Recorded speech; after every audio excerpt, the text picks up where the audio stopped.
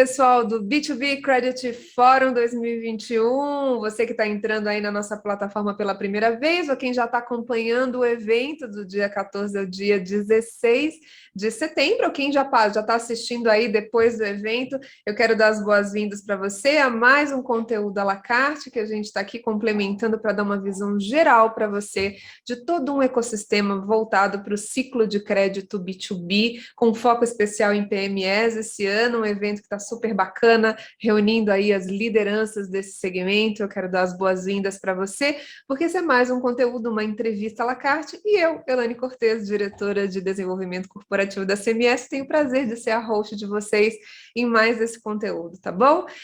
Hoje, o nosso tema, nossa entrevista é com uma empresa muito bacana que eu já acompanho há muito tempo, que eu tenho o prazer de receber também no B2B como um dos nossos sponsors, apoiadores, mas mais do que isso, uma empresa que tem muito a falar no mercado. Eu gostaria de apresentar o meu entrevistado hoje, porque ele é Felipe Maffei, diretor de Produtos e Inovação da Elo. Felipe, como vai? Seja muito bem-vindo ao nosso palco digital do B2B Credit Forum.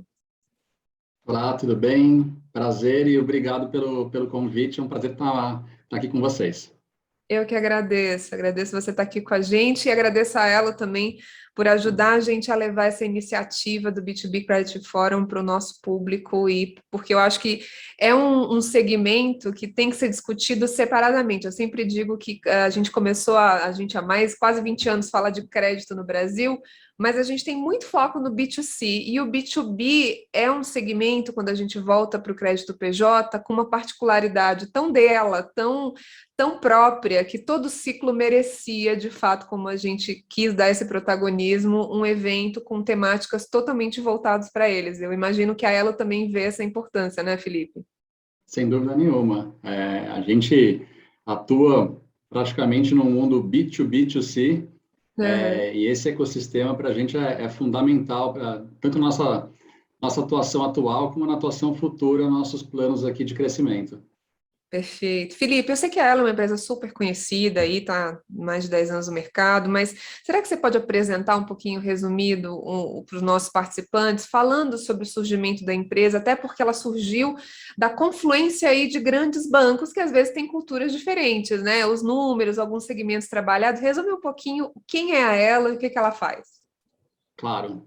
Bom, como você falou, ela é uma empresa que foi fundada há 10 anos, em 2011, por três dos maiores bancos aqui no Brasil, o Bradesco, o Banco do Brasil e a Caixa Econômica Federal.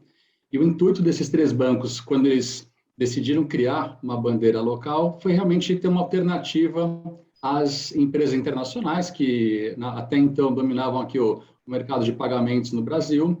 Eles queriam ter uma solução local aqui com mais flexibilidade, com mais agilidade e com mais conhecimento realmente do próprio país aqui para explorar esse universo de meios de pagamento. Desde então, a empresa vem crescendo bastante, né? A gente já tem hoje 140 milhões de clientes aqui no Brasil, a gente tem uma rede de 14 milhões de estabelecimentos, a gente já tem mais de 30 emissores, então a gente começou com os três fundadores, já são mais de 30 hoje instituições financeiras e fintechs como um todo que emitem cartões zero. Tem um ecossistema de mais de 300 credenciadores e subcredenciadores e a gente já conseguiu atingir, número arredondado, 15% de market share. Então, é uma história curta, né? São 10 anos de vida, quase uma startup de pais ricos, mas que em 10 anos já conseguiu chegar aí a uma posição bastante privilegiada hoje no mercado de pagamentos.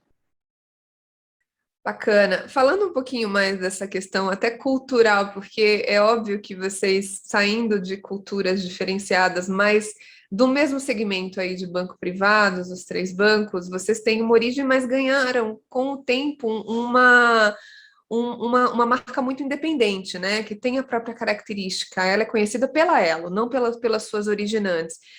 Quais são os aprendizados vindos desse mercado tradicional bancário, e super diferente entre eles, porque a gente está falando de um banco privado e aí dois que são bancos mistos aí, como é que vocês implementam esse algo novo, que vai distinguir vocês e que distingue a Elo das outras marcas originantes?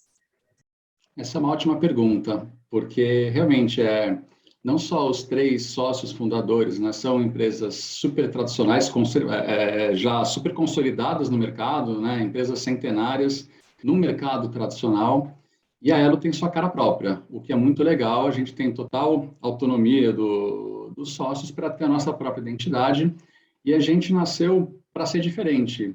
Não adianta ser igual às demais empresas do mercado. A gente tem uma cara própria, tem um lado muito forte de inovação, e de inovação não só, ele também é a inovação do lado de tecnologia, mas também a inovação no modo de atuar, no modo de olhar para o cliente final, conhecer realmente quem é o cliente. A gente, obviamente, por ser uma empresa brasileira, não tem distrações com outros países, a gente não desenvolve soluções que vieram de fora e foram, entre aspas, aqui tropicalizadas. A gente tem um know-how e o nosso foco é 100% aqui no Brasil. A Elo tem alguns pilares que são fundamentais para a gente se diferenciar no mercado, né? A gente começa pela brasilidade, uma empresa nascida e totalmente dedicada ao Brasil, né, aos clientes brasileiros. Então, a gente não tem nenhuma distração ou nenhum tipo de soluções que vieram de fora e acabam sendo, entre aspas, tropicalizadas. Tudo que a gente faz é com foco no brasileiro.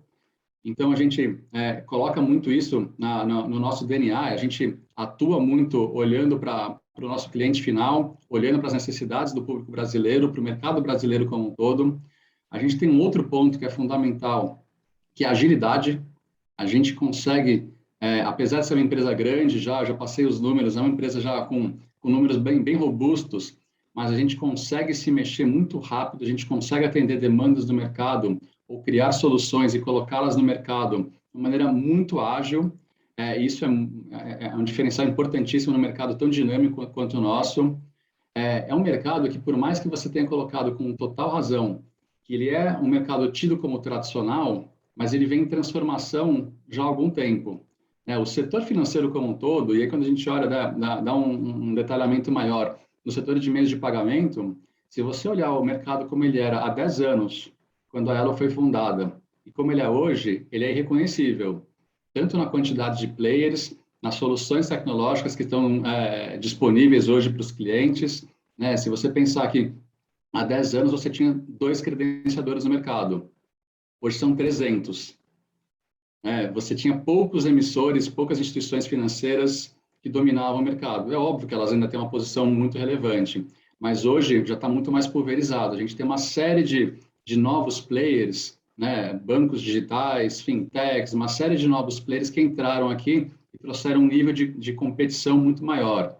Quando você vê a própria agenda do Banco Central, a agenda positiva, a agenda mais que o Banco Central vem criando aqui no Brasil, tem uma série de inovações, uma série de marcos regulatórios que vem dando uma boa chacoalhada aqui no mercado em termos de inovação, de desafios para os players, que fazem que todo mundo tenha que buscar se reinventar.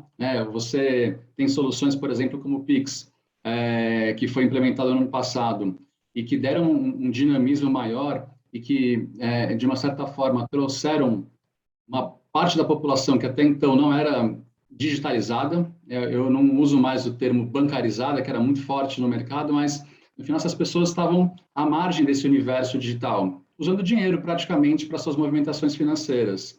O Pix é uma porta de entrada, muito voltado para as transferências, né? Ele substitui as transferências, sejam elas em dinheiro, DOC, TED, mas ele abre um leque aqui de pessoas para terem acesso a esse mundo de pagamentos digitais, que passa por cartões, mas ele vai muito além de cartões. A gente tem todas as soluções de comércio eletrônico, de mobile, são uma série de inovações que, quando você fala, de novo, 10 anos atrás, ou elas não existiam, elas eram incipientes ainda. Então, é um mercado que eu acho que a gente já pode falar que ele deixou de ser tão tradicional. Ele tem um dinamismo, ele tem um nível de competitividade, de inovação, que é exigido de todos os players, que deixa de ser quem ficar muito preso, né, ao passado, ao conservadorismo, vai ficar para trás, porque você tem hoje dezenas, se não centenas de players entrando a cada ano, colocando uma tecnologia nova, um serviço novo, uma experiência diferente para o cliente e trazendo esse ar aqui de dinamismo e de inovação que eu comentei. Com certeza. Você citou, inclusive, essa questão da inovação, do dinamismo, e você mesmo comentou que vocês é como uma fintech surgida de pais ricos, mas, no final das contas, vocês têm uma relação bem ampla com o ecossistema de startups e de fintechs em si, que eu acho muito bacana. E como é que vocês aproveitam esse sistema, incentivam ao mesmo tempo, mas se aproveitam dele para retroalimentar esse sentimento de inovação e a performance também de vocês no mercado? Como é que é essa relação em si? No que vocês aportam para as outras, mas no que elas aportam para vocês também? Muito legal. É uma peça fundamental nesse ecossistema e a gente acredita muito e trabalha muito próximo das startups. Por alguns motivos muito simples, eu diria até que óbvios, pelo menos no nosso ponto de vista.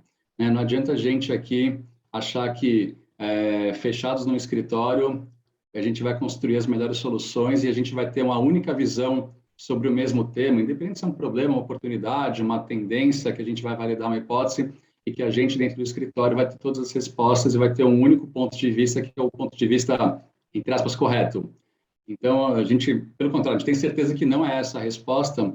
E quando você conversa com as startups, a gente faz isso desde sempre, a gente tem né, uma proximidade com esse ecossistema todo de startups no Brasil e fora do Brasil, através de parcerias internacionais, a gente entende que é uma troca muito rica.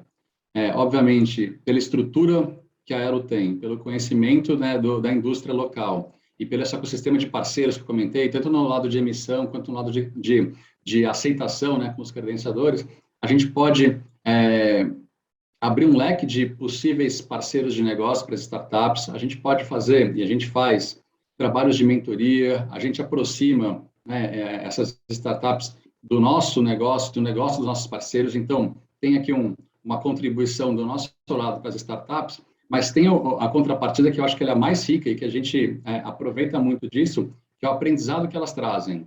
Porque eu posso olhar para o mesmo tema com um olhar talvez enviesado aqui na Elon, e as startups que estão na rua com as suas escassez, com a escassez de recursos e às vezes com um olhar diferente, com outro ângulo, ela traz uma completude quando eu enxergo aquele determinado tema, aquele problema, aquela oportunidade, que é extremamente rico, é valioso, a gente aprende muito com essas empresas. E aí, obviamente, muitas delas um viés extremamente inovador, tanto sob a ótica de experiência do cliente, de tecnologia, às vezes alguma hipótese que quer ser validada e essa startup não consegue validar sozinha, e a gente consegue colocar isso em prática e aprender em conjunto. Então, no final, isso aqui para a gente é um passo fundamental para para essa inovação que eu falei tanto agora na pergunta anterior, assim, para esse dinamismo que o mercado exige, para esse lado inovador que a gente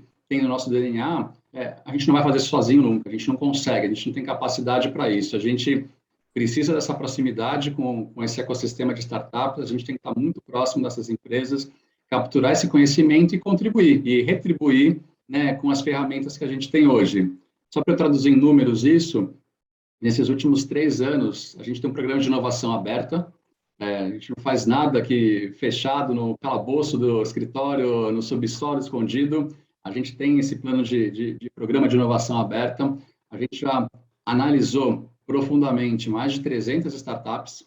A gente já fez mais de 35 desafios entre esse ecossistema. Já foram várias startups aceleradas no Brasil e no mundo. Então, é algo que a gente só expande. A gente já faz e quer expandir cada vez mais. Legal. Nesse ecossistema tem obviamente, imagino que algumas soluções foram desenvolvidas com vocês ou foram absorvidas por vocês. Vocês têm alguns cases, ou um ou dois, ou quantos você queira citar, de empresas que criaram esse suporte para vocês, ou produtos ou serviços, e que foram muito importantes nessa parceria? Sim, tenho. Muitos deles em execução. A gente vem aprendendo em conjunto, como eu falei, é um aprendizado contínuo, constante, e a gente vai sempre evoluindo em conjunto. Acho que eu poderia citar aqui 2, 3. Tem uma chamada Cublau, uma empresa mexicana, que ela apoia os emissores no acompanhamento. Na hora que eu faço uma venda de um cartão, independente do canal, se é um canal digital, se é numa agência, tanto faz a origem dessa venda de um cartão, desse momento até o cartão chegar na mão do seu cliente e o cliente desbloquear e fazer o primeiro uso, isso aqui no Brasil, dependendo da região em que esse cliente mora, é uma coisa complicada. Às vezes, extravio, às vezes é uma região que ou os Correios ou qualquer empresa não atende por ser uma região de risco. Tem muita gente que mora em localidades que nem CEP tem. Então, né, quando a gente olha para o Brasil inteiro, você tem essa diversidade de situações e essa empresa tem uma tecnologia que ajuda a rastrear esse cartão do momento da venda até ele chegar na mão do cartão. E quando chega na mão do cartão, do cliente, o cartão ao chegar na mão do cliente, aí ele tem um estímulo ao desbloqueio ao primeiro uso. Então, tem toda uma tecnologia por trás de rastreabilidade, mas que é uma ferramenta que aporta muito valor para essa jornada, essa primeira parte da jornada do cliente, em que ele adquire o produto e ele recebe, né, na sua casa para fazer essa ativação. Então, esse é um exemplo. Ele tem gerado resultados bastante interessantes na ativação. Ele evita desperdício, ele evita as perdas e extravios ao longo do caminho, então gera uma economia para os emissores e ele gera um percentual de ativação desses cartões, né? Mais gente recebe o cartão em suas mãos e faz esse primeiro uso, o que é bom para todo o ecossistema, é bom para toda a indústria como um todo. Isso está em expansão, a gente já tem pilotos implementados aqui no Brasil, a gente está expandindo para outros emissores. Um outro case, indo para uma outra linha, e essa é uma linha que a gente aposta muito, tem uma série de frentes, é a linha de prevenção à fraude, e aí a gente tem, eu posso citar duas empresas, a Data Risk e a Iron Chip, são empresas de prevenção, cada uma com uma tecnologia diferente da outra, uma com um modelo preditivo, para analisar o comportamento dos clientes, para tentar identificar quando é o cliente mesmo fazendo uma compra, ou quando é uma transação fraudulenta. A outra usando serviços, tecnologias de geolocalização, para validar também se aquele é o cliente mesmo, se eventualmente o cartão não está, ou o meio de pagamento não está na mão do cliente. Então, só para citar aqui alguns cases, mas são vários e de maneira bastante complementar, né? São tecnologias às vezes distintas, mas que têm um objetivo comum e a gente acaba trabalhando em conjunto com elas. Bacana. E dentro, ainda nessa linha de uma inovação conjunta e aberta que vocês estão fazendo, quais os segmentos que você acha que é fundamental? Você citou, obviamente, aí a parte de rastreio, você citou a parte de combate à fraude, que faz todo sentido dentro de um ecossistema, mas dentro das variadas áreas de fintechs e techfins e outras startups que estão aí no mercado, que outros segmentos você apontaria como mais tendência para que essas startups possam fazer ou tenham muito mais alinhamento com ela nesse momento? Legal. Bom, obviamente, né, tem uma série de startups no ecossistema de meio de pagamento, a gente está sempre atento a todas elas, mas mais especificamente, né, em relação à tua pergunta, a gente tem olhado muito para Open Banking, soluções de Open Banking das mais variadas. Dados é um tema, né? A parte analytics, de gestão e análise de dados, sempre um tema recorrente. Ele já está no nosso programa de aceleração há um tempo, ele continua sendo uma prioridade para a gente. Segurança, a gente falou, cada vez mais importante, né? Todas as ferramentas de prevenção para apoiar o nosso mercado aqui a combate à fraude. E olhando um pouco para frente, a gente já faz alguns trabalhos olhando para Open Banking, IoT, que é, né, a internet das coisas, Open Banking, desculpa, blockchain, que já não é tão novidade, mas a gente continua estudando e trabalhando em conjunto com algumas empresas, IoT, que é a internet das coisas, olhando um pouquinho para criptomoedas e esses possíveis caminhos aqui que a gente vem acompanhando pelo mundo.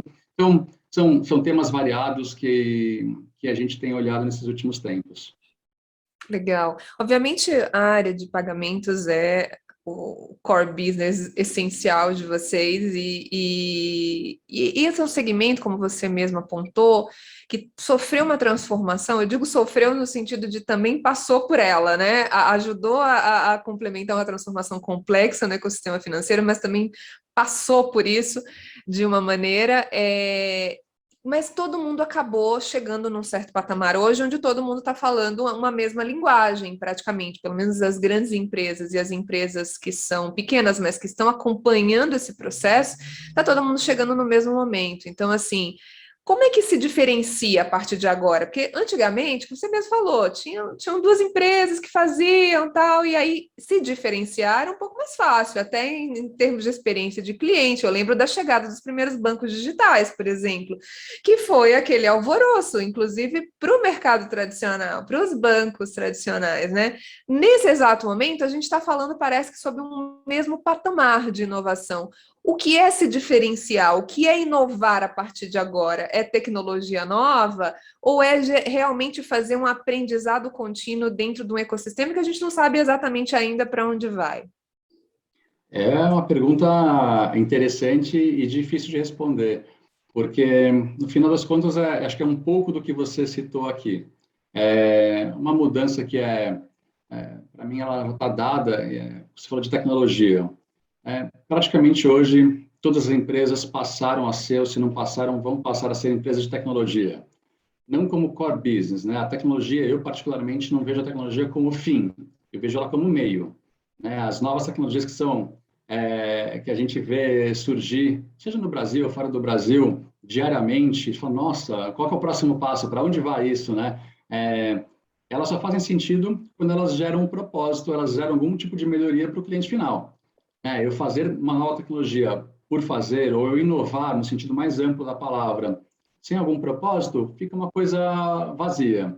Então, no final, realmente, né, e a gente aqui na Elo, né, a gente se provoca muito o que eu faço diferente em relação a todos esses players que estão aqui, players extremamente competentes, trazendo desafios constantes para a nossa indústria, mas tanto sob a ótica, né, de inovação ou de tecnologia ou de experiência do cliente, a gente tenta fazer um apanhado disso e aí voltando para o comecinho da nossa conversa, quando eu falei dos pilares aqui da Elo, é muito isso. Eu tenho que ser muito ágil, eu tenho que experimentar rápido essas inovações, essas novidades, e quando eu falo experimentar, é experimentar com o cliente final. Eu tenho que ver se aquilo tem valor.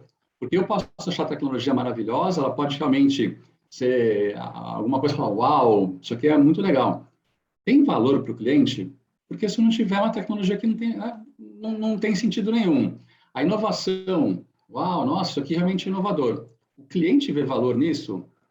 E é isso que a gente tenta constantemente. Então, a gente mescla esses pontos que você colocou entre experiência do cliente, mas mais do que isso, o que o cliente quer, o que o cliente vê valor. E a gente tenta ser muito ágil para colocar isso na rua, desenvolver, colocar na rua, testar, e se for algo que realmente tem valor, obviamente escalar. Se não for, a gente descarta e parte para a próxima. Então, se me permitir, dois exemplos rápidos aqui de inovações que a gente fez no mercado local e que deram muito certo. Uma delas, né, quando a gente fala bom, você não usou esse termo, mas eu poderia usar. Quando a gente fala mesa de pagamento, é muito commodity em certo ponto. Cartão de crédito é cartão de crédito. Ah, um tem um benefício A, outro tem o B, esse daqui é vertical, outro é horizontal, um tem chip, outro tem serviço para aproximação, posso pagar pelo celular, posso pagar... Enfim, mas no final das contas é tudo muito parecido. E que a gente, nos últimos anos, estudou muito, entendeu muito o mercado, falou muito com o consumidor final, e a gente implementou no passado algo que é pioneiro e inovador no mundo inteiro, não é só no Brasil. É uma plataforma de customização, de personalização do seu cartão. Então, pode ser que para você, os atributos de viagem, que são os mais tradicionais, que praticamente todos os cartões mais posicionados para o topo da pirâmide oferecem. Seguro viagem, as assistências, sala VIP, e tem uma gama ali de serviços que normalmente todas as bandeiras e todos os emissores oferecem. Mas está no meio de uma pandemia. Talvez você não tenha agora, né, nem desejo, nem a possibilidade de viajar.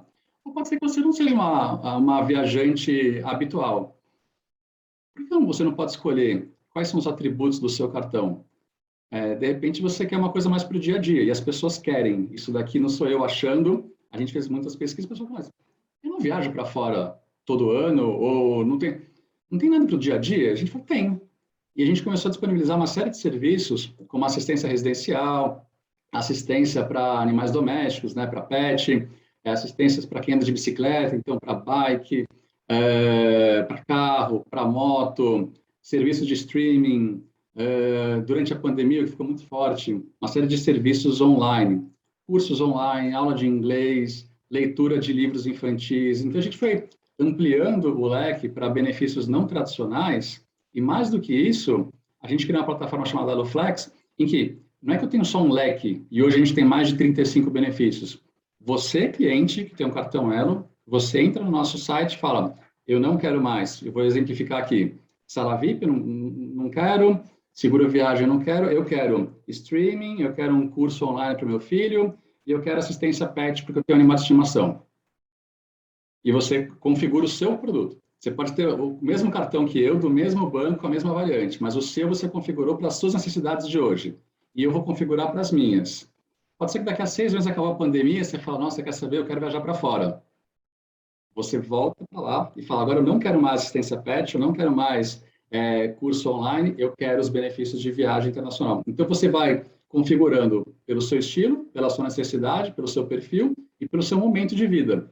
Isso não existe, ninguém no mundo fez. A gente estudou todas as bandeiras do mundo e isso é pioneiro. Então, eu estou mesclando aqui o que é valor para o cliente, eu estou mesclando tecnologia, eu estou mesclando inovação, então, no final, a gente está incorporando todos esses aspectos aqui numa solução que hoje já está implementada no mercado.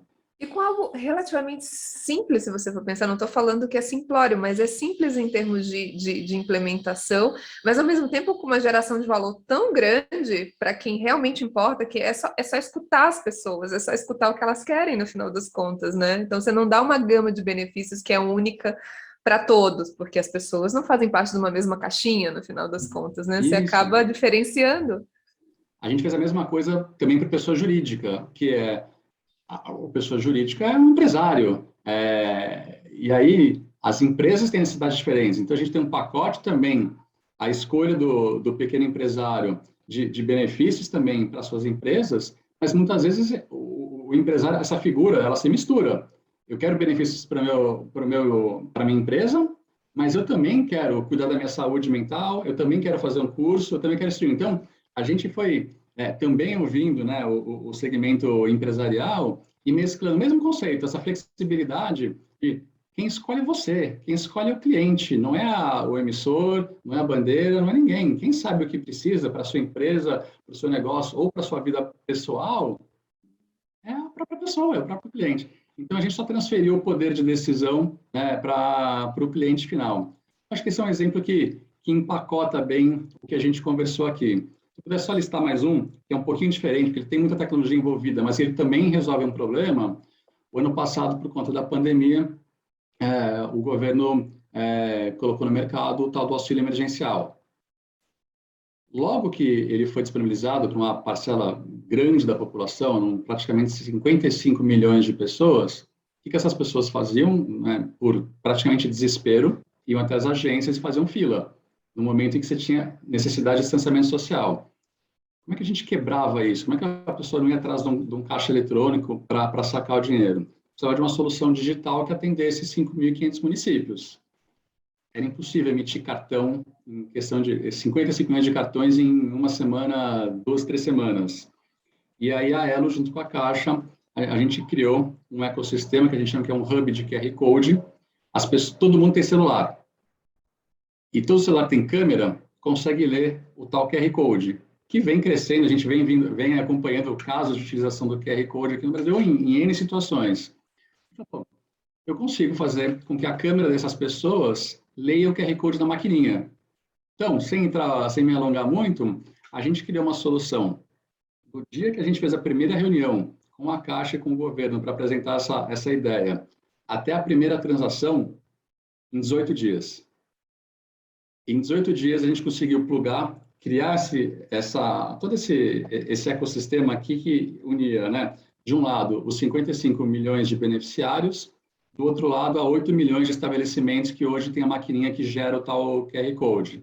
Então, hoje a gente já tem acumulados aqui mais de 150 milhões de transações das pessoas que recebem até hoje, né, o auxílio emergencial, já são quase 17 bilhões de transações de compras, que a pessoa vai no mercadinho perto de casa, vai na farmácia perto de casa, vai no açougue, vai aonde ela tiver necessidade, todos os estabelecimentos do Brasil inteiro que tem a maquininha conseguem ler. Então, a gente ajudou, né, bom, a acabar com aquela aglomeração nas agências, nas lotéricas, era uma coisa horrível. A gente diminuiu muito e hoje todas as pessoas que recebem esse auxílio têm uma solução digital, simples, basta tirar uma foto da maquininha e a compra está realizada. Então, são dois exemplos que eu acho que são legais a gente trazer, porque eles misturam tecnologia, inovação e olhar para o cliente. Como é que eu resolvo uma dor premente aqui como essas? Então, acho que dá o tom de como é que você se diferencia no mercado tão em que todo mundo é inovador e todo mundo tem tecnologia à disposição. O que você faz diferente? Então, a gente tenta acoplar tudo isso de uma vez só. Bacana. Falando um pouquinho, nosso evento, ele é focado esse ano em pequenas e médias empresas, né? Você citou um pouquinho essa relação aí com empresas no ponto de venda, inclusive. Como que vocês entendem esse processo esse impacto na realidade da velocidade de transformação dos meios de pagamento impactando diretamente nesse mercado de PMEs, né? Porque, obviamente, é uma absorção imediata, se você for pensar, porque é um benefício visto como imediato, assim como foi o Pix, por exemplo, né? Quando vem uma tecnologia nova que as pessoas enxergam como um benefício, elas automaticamente passam a aderir. Como é que é essa velocidade de transformação dessa rede de meios de pagamento e criação de cultura nessa população aí do B2B, exatamente, mas focado em pequenas e médias empresas? É um trabalho contínuo, porque, na minha opinião, não tem bala de prata, não existe, né? Quando a gente olha o universo de pequenas empresas no Brasil, a gente está falando de milhões de empresas, com necessidades das mais distintas possíveis, desde fluxo de caixa, conciliação de recebíveis, e a lista aqui é imensa e cada um sabe, né, a dor que tem, a dificuldade que tem, os desafios que tem. Então, no final, é muito se aproximar, e aqui quando eu falo muito de cliente, eu não estou falando obrigatoriamente do cliente, do portador do cartão, que vai fazer o pagamento, mas o cliente também é quem recebe. Eu tenho falado muito aqui a palavra ecossistema, mas é porque é muito forte isso aqui. No final, a Elo é um grande hub, é um grande centralizador de um grande universo de pagadores e recebedores.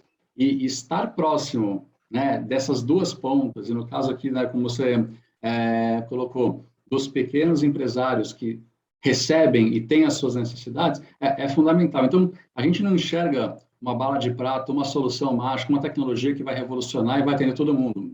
Na minha visão, isso não existe.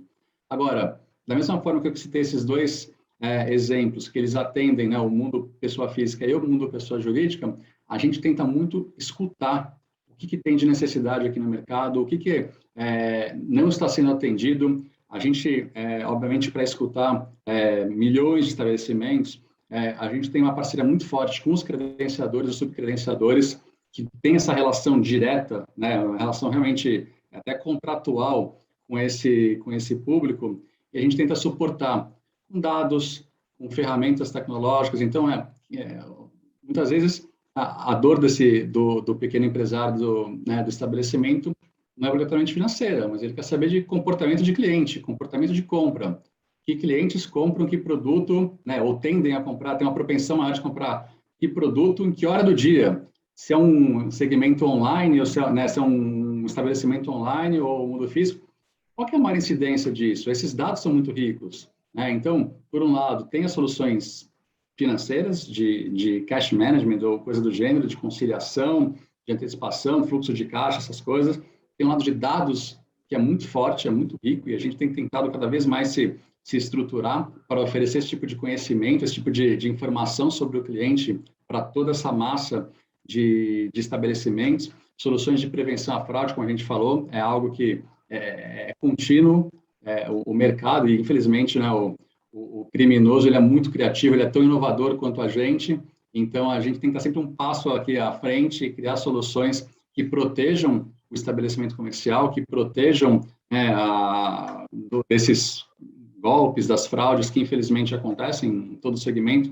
Afinal, é um conjunto de coisas, mas é contínuo, é um aprendizado contínuo e uma construção contínua para oferecer as melhores soluções para os pequenos empresários. Bacana. A gente está num momento de ebulição aí, obviamente o Open Finance é uma realidade, né? Ele veio aí, você mesmo citou que vocês estão de olho aí no Open Banking, tudo. Outro dia eu estava fazendo um painel e eu vi uma frase bem legal que o pessoal estava falando assim, cada vez mais a gente precisa de mais banking e menos bancos, ou seja, a gente está num momento onde há uma revolução no ecossistema de serviços financeiros em que as pessoas precisam chegar a esses serviços, não necessariamente através de um banco, né? Por meio daí dos vários provedores desse ecossistema. Aí, nesse ponto, eu tenho duas perguntas. De fato, como é que vocês se inserem nesse projeto digo, atuante, não só passivo, né, do modelo de transformação do Open Finance? E se você concorda com isso, se o futuro vai ser mais serviços financeiros, mais banking e menos bancos. E aí é nisso que vocês estão também trabalhando com essa visão de futuro. Esse é um tema super interessante e que eu acho que a gente não consegue ainda visualizar o futuro.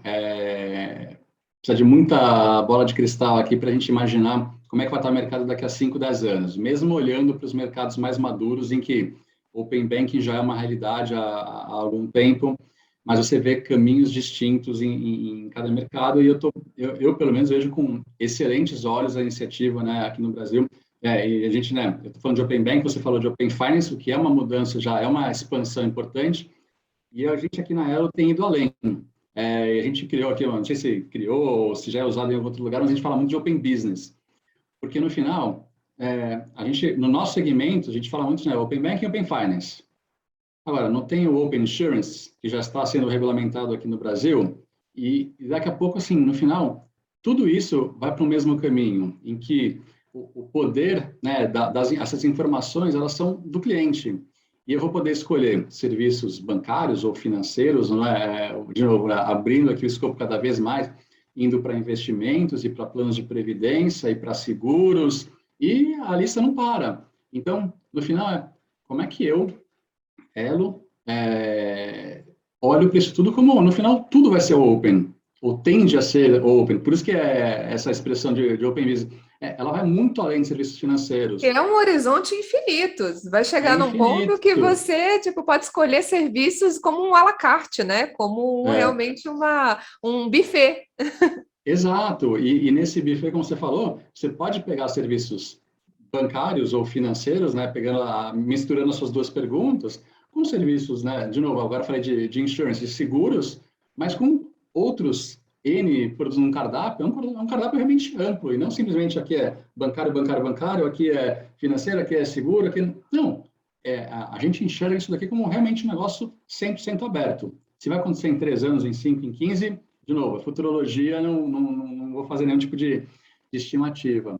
Mas, para mim, isso aqui é um marco, né, na indústria como um todo, abre uma... Bom, primeiro, transfere o poder, né, de decisão para o cliente, não é mais assim, eu, cliente, estou refém àquele ou aqueles players, independente da indústria.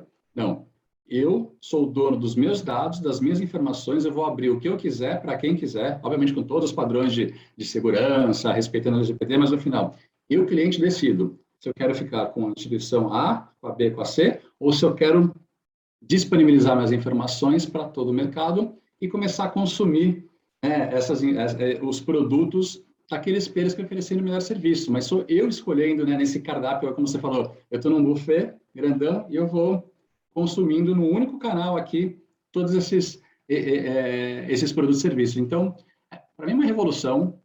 Eu, de novo, né, não quero, nem tenho capacidade de fazer previsões em relação a para onde isso vai.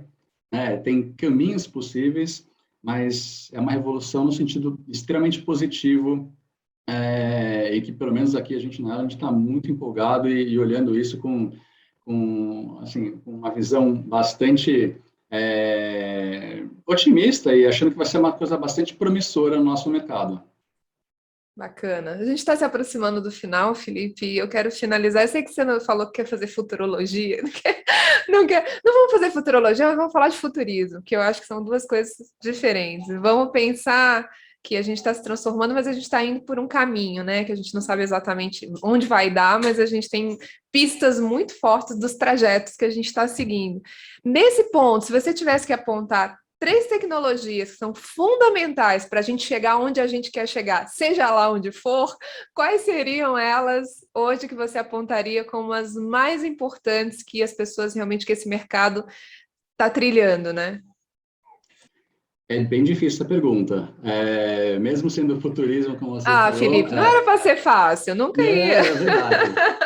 Porque, e aí eu só vou antes de, não vou fugir da pergunta não, mas no final é aquilo que eu falei um pouco mais cedo. Para mim a tecnologia tem que ter um propósito. Existem uma série de tecnologias hoje que já são futuristas, se eu puder fazer a brincadeira com a tua pergunta, mas elas têm que ter um propósito para existir. Simplesmente, né, eu vou usar um exemplo, não é nada nem a favor nem contra, mas quando o blockchain surgiu, que só se falava de blockchain, qualquer discussão, em qualquer fórum, e no final parecia que era uau, agora se não for blockchain, você está fora do jogo.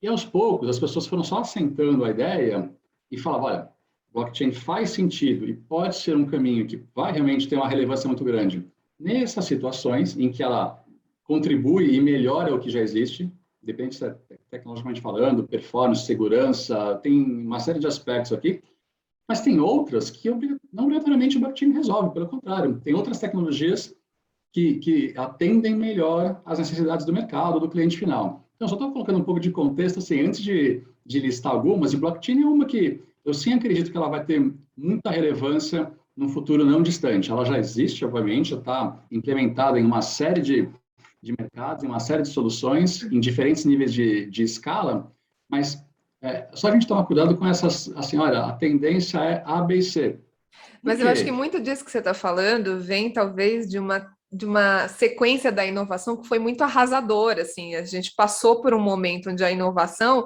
era destruir o restante, na verdade agora a gente está passando por um momento onde a inovação que ela é agregadora, ela vai agregando Exato. como uma peça de um quebra-cabeça que vai juntando uma coisa e vai juntando outra, e no final vai montar algo que a gente exatamente não sabe onde chegar, não é que ela vai arrasar com o restante como a É gente isso estava mesmo. esperando. Não, e é super importante isso, né? Você vai, como você falou, você vai agregando, você vai incrementando, você vai melhorando, e vão ter casos de uso em que sim, ela vai devastar o que tinha, para esse caso de uso, aquilo virou ultrapassado e essa agora é a tecnologia dominante, outros não obrigatoriamente, né? Então, acho que blockchain a gente pode entrar nessa lista. Tem um tema que ele vai muito além de payments, mas é que ele vai também revolucionar a maneira como a gente vive como um todo, que é o tal do 5G. A hora que a gente tiver essa velocidade de dados disponível para valer, isso vai revolucionar a maneira como a gente, de novo, vai muito além do universo aqui financeiro e de pagamentos, né? A qualidade de uma rede, a gente estava acostumado, né? Nós no Brasil, que sempre tem déficits em relação a países desenvolvidos, né? Do 2G, 3G, 4G, mas foi assim, uma evolução foi incremental, mas não foi o uau, assim, sim, óbvio, os smartphones, você começa a ter cada vez mais velocidade, mas o 5G vai ser uma revolução. Então, o 5G é um que eu coloco aqui na lista são tecnologias que elas vão ser habilitadoras, né? É um protocolo que vai ser habilitador de muita coisa. E aí, pegando carona nisso, eu acho que uma tecnologia também ela já é falada há alguns anos, mas ela nunca saiu dos casezinhos de laboratório, mas que eu acho que com 5G talvez ela ganhe relevância, que aí eu estou misturando tecnologia com pagamentos, que é o tal do IoT, que é a internet das coisas. E que aí sim, com a infraestrutura, né, do 5G, sim, eu começo a ter as tais, e eu vou usar termos já, expressões que a gente já escuta há muito tempo, porque, de novo, né, só funcionaram no laboratório, que era a geladeira inteligente, que está acabando um produto, e quando acaba ela mesma já encomenda, já faz o pagamento, já faz tudo, você mudando completamente, né, para um caso talvez não tão óbvio e tão batido, pensando no agronegócio, as colheitadeiras, todas as máquinas gigantescas e incríveis que hoje já são inteligentes, você praticamente tem tudo automatizado, mas elas vão evoluir ainda num nível talvez não conhecido, não ainda, né, imaginado por boa parte da população. Então, no final, você mesclar essas tecnologias aqui, né, e disponibilizar essa velocidade, essa inteligência, não só no seu computador mais, mas na sua geladeira, na sua televisão, no equipamento rural, no seu carro, eu acho que a gente vai passar por momentos interessantes aí que vão afetar positivamente o nosso dia a dia como um todo. Bacana, Felipe. Adorei conversar contigo. Acho que foi uma conversa muito legal. Obrigada pelo teu tempo, por nos explicar tanta coisa. Acho que todo mundo que está aí do outro lado assistindo a gente também tem essa mesma sensação. Queria mais uma vez agradecer você, a Elo, por estar com a gente aqui no B2B, mas também por um caminho que a gente começa a trilhar a partir de agora. E obrigada aí. Parabéns a ela por essa empreitada. Não é fácil ser protagonista num momento onde a gente está em plena transformação, né? E eu acho que vocês estão conseguindo fazer um trabalho muito bacana. Parabéns. Obrigado pelo espaço, pela oportunidade. Obrigado a todos. Valeu, pessoal. Você que está aí do outro lado assistindo a gente, acompanha a gente aí no B2B Credit Forum. A gente tem muitos conteúdos ainda ao vivo, à la carte, os ao vivo ficam gravados e na plataforma CMS 365 você tem acesso a tudo, além dos dias do evento por mais um mês. Vai lá no stand da Elo, ver o que eles têm aí de novidade, confere com eles o que eles têm aí de novidade para o mercado, tá bom? Muito obrigada, Felipe, mais uma vez, e eu vejo você no próximo conteúdo do B2B Credit Forum. Até mais!